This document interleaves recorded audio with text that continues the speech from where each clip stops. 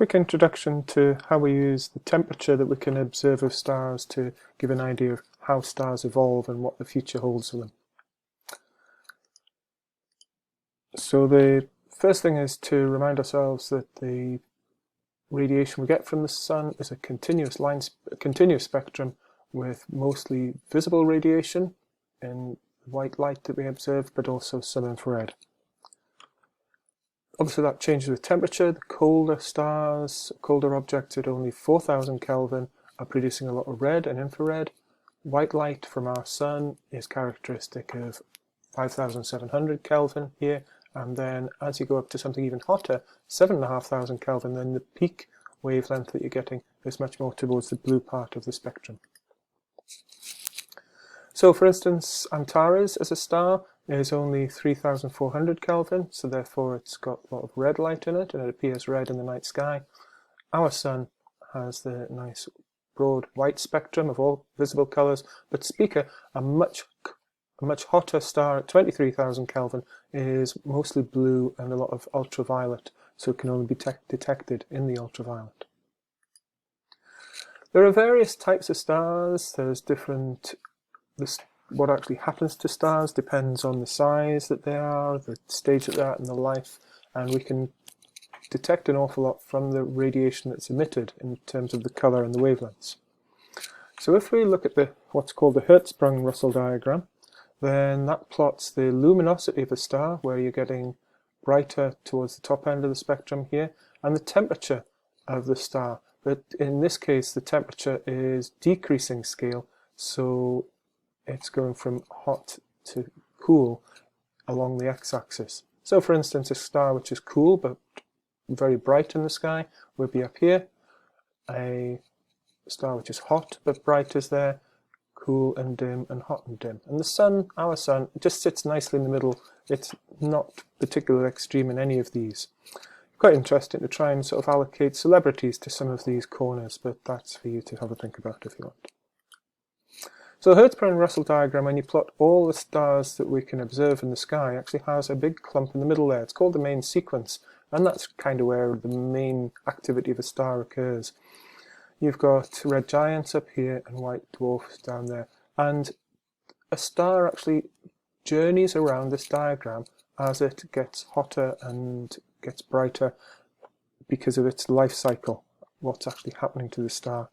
So we'll just take a sort of an example of what might happen to the star. So the first thing is that it starts off just as a cloud of gas which aggregates together and forms a protostar, which would be up here, and then it starts to fuse the hydrogen and helium, producing all the energy, and that's kind of where we are at the moment there. That's where you've got a lot of luminosity at relatively high temperature.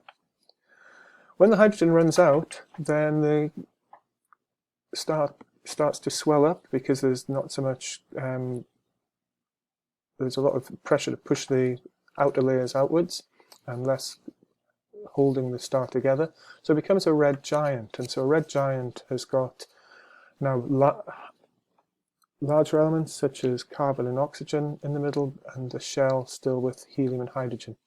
And the size of the red giant is, if that was the size of the sun at the moment in the main sequence, then if it was to expand into a red giant, that's the kind of size that you're looking at for a red giant. So it would be almost halfway to Earth in terms of the radius of the sun. Once it gets to that red giant, the Mercury would have been completely swallowed up.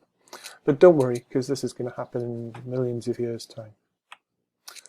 So the outer layers of the red giant are shared, and that leaves a core, which is where you can now see that we're at that stage, and that's where it becomes a planetary nebula and a cool dim dwarf star. The size of a white dwarf, if that was the mass of the sun, it would have a diameter just similar to the Earth, obviously much, much smaller, so the density therefore is much higher in a white dwarf. And then it'll either expand out into a supernova, a kind of exploding star, if that's a relatively small star. When we say relatively small, we mean it's going to be less than 25 the size of our Sun, and then collapses into a neutron star emitting radiation which we can detect even though the star itself is so small we don't actually see it in the night sky. So that's a ultraviolet radiation that you're seeing on the right hand side there. But if the star is more than 25 times bigger than our Sun, space-time collapses and the star becomes a black hole. Sorry, that's the best graphic I could come up with for a black hole because no light escapes from it. So this diagram that we've got here is, I'll post a link to. This allows you to take your own star and move it around the Hertzsprung-Russell diagram and see what happens to the luminosity and the temperature of the star. You can't see the luminosity on this screen at the moment, but when you open the link it will be there. So that's the classification of all the different stars there in terms of what happens to them. And it's not so much part of the higher course, it goes into advanced higher, but if you're interested in this kind of thing, there's a lot more you can find out about the life history of stars. So moving on, there's a few cartoons which you can get having a look at in the slides if you want to. But the last thing you need to know about is the evidence for the Big Bang Theory and the expanding universe. I'm just going to show you a couple of slides that introduces this, and then there's more videos to watch. So we know we've got the Big Bang as the origin of the universe, and that is currently expanding, but how do we know that this was the case? So there's 4 bits of evidence that you should be aware of. Firstly is cosmic microwave background radiation, the abundance of the lighter elements in the darkness of the sky, as well as, of course, most of the galaxies having redshift rather than blue shift. Cosmic microwave background radiation is often just referred to as CMBR, so there's going to be a couple of links there for you to have a look at, videos to watch, but it's what allows us to get this relatively well-known map of the universe with all the different microwave intensities across the visible sky. So that's the best map we've got of the universe because it's the microwave radiation which you'll hear about in the videos. So that it's really this light that is now at the furthest edges of the universe, because at the furthest edges that's the light that originated from the Big Bang, and because of the stretching effect of space-time, it's now at microwave rather than visible radiation wavelengths. So that's what we're picking up. The fact that there's a lot more of the lighter elements, then that's evidence that there was the Big Bang as well here. So you've got